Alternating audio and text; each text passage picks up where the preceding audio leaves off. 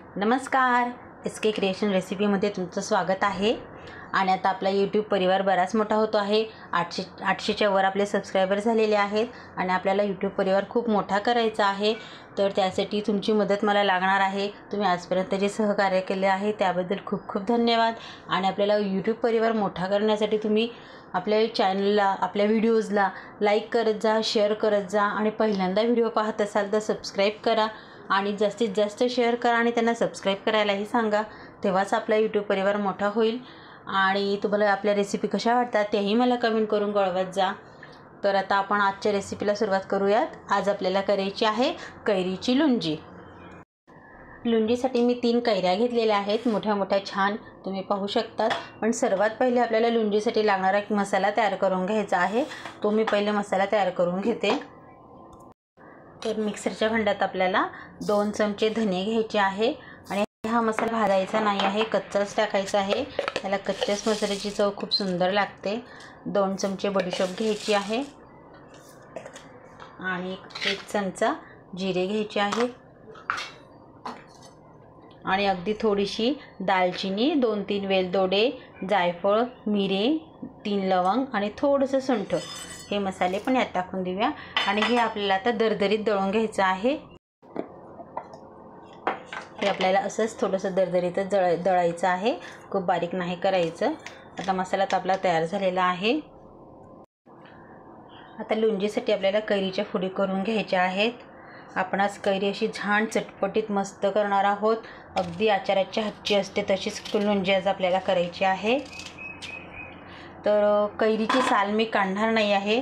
तुम्हाला काढायची असेल तर तुम्ही काढू शकता, तशी पण छान लागते. पण कैरीची साल असली तर अजून छान लागते, त्यामुळे मी सालही राहू देणार आहे. हे पहा, अशा फोडी करू शकतात. या पद्धतीने फोडी करून घ्यायच्या आहेत. तर फोडी करून झाल्या आहेत आपल्या. तर आता आपण फोडणी करून घेऊया. फोडणीसाठी गॅसवर कढई ठेवली आहे.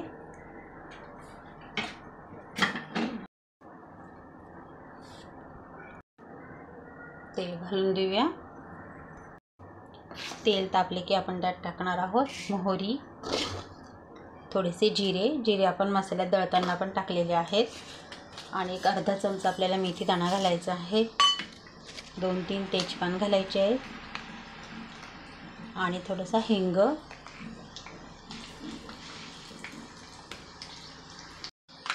मेथी दाणे छान तळल्या गेले की आपण त्यात टाकणार आहोत कैरीच्या फोडी.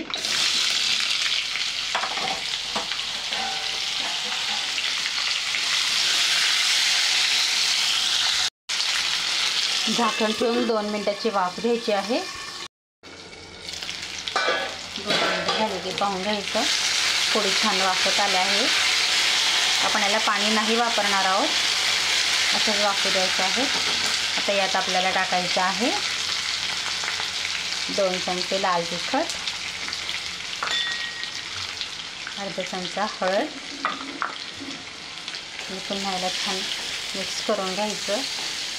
आणि आपण जो मसाला तयार करून घेतला आहे, हा मसाला आपल्याला यात टाकायचा आहे. आता